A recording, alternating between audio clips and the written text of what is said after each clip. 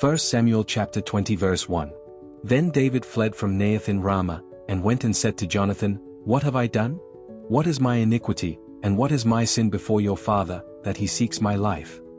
So Jonathan said to him, By no means. You shall not die.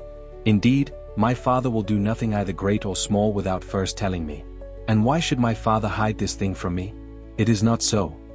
Then David took an oath again, and said, Your father certainly knows that I have found favor in your eyes, and he has said, Do not let Jonathan know this, lest he be grieved. But truly, as the Lord lives and as your soul lives, there is but a step between me and death.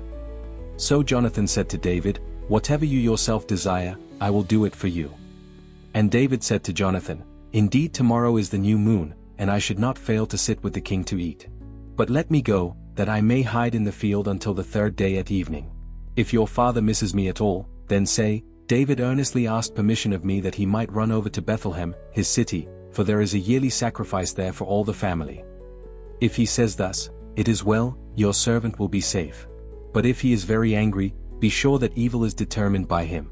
Therefore you shall deal kindly with your servant, for you have brought your servant into a covenant of the Lord with you.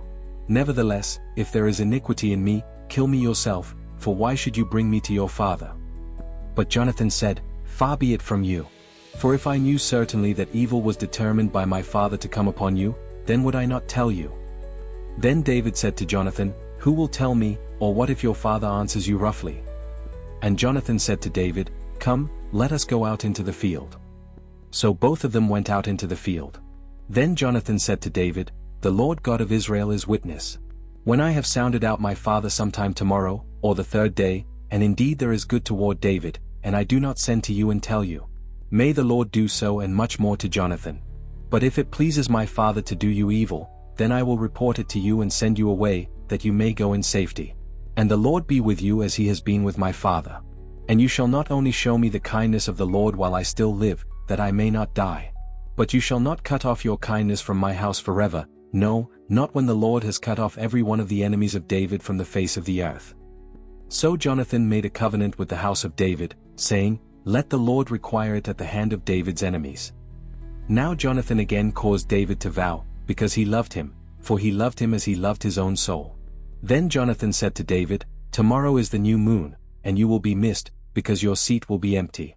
And when you have stayed 3 days, go down quickly and come to the place where you hid on the day of the deed, and remain by the stone Ezel. Then I will shoot 3 arrows to the side, as though I shot at a target. And there I will send a lad, saying, Go, find the arrows. If I expressly say to the lad, Look, the arrows are on this side of you, get them and come, then, as the Lord lives, there is safety for you and no harm. But if I say thus to the young man, Look, the arrows are beyond you, go your way, for the Lord has sent you away. And as for the matter which you and I have spoken of, indeed the Lord be between you and me forever. Then David hid in the field. And when the new moon had come, the king sat down to eat the feast. Now the king sat on his seat, as at other times, on a seat by the wall. And Jonathan arose, and Abner sat by Saul's side, but David's place was empty.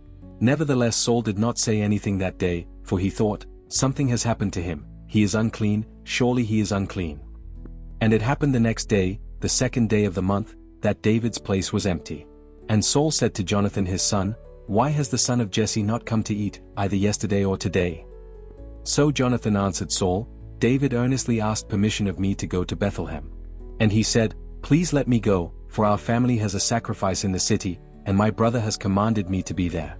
And now, if I have found favor in your eyes, please let me get away and see my brothers. Therefore he has not come to the king's table. Then Saul's anger was aroused against Jonathan, and he said to him, You son of a perverse, rebellious woman. Do I not know that you have chosen the son of Jesse to your own shame and to the shame of your mother's nakedness? For as long as the son of Jesse lives on the earth, you shall not be established, nor your kingdom. Now therefore, send and bring him to me, for he shall surely die. And Jonathan answered Saul his father, and said to him, Why should he be killed? What has he done? Then Saul cast a spear at him to kill him, by which Jonathan knew that it was determined by his father to kill David. So Jonathan arose from the table in fierce anger, and ate no food the second day of the month, for he was grieved for David, because his father had treated him shamefully. And so it was, in the morning, that Jonathan went out into the field at the time appointed with David, and a little lad was with him. Then he said to his lad, "Now run, find the arrows which I shoot." As the lad ran, he shot an arrow beyond him. When the lad had come to the place where the arrow was which Jonathan had shot, Jonathan cried out after the lad and said, "Is not the arrow beyond you?" And Jonathan cried out after the lad, "Make haste, hurry, do not delay." So Jonathan's lad gathered up the arrows and came back to his master. But the lad did not know anything. Only Jonathan and David knew of the matter. Then Jonathan gave his weapons to his lad, and said to him, "Go, carry them to the city." As soon as the lad had gone, David arose from a place toward the south, fell on his face to the ground, and bowed down 3 times.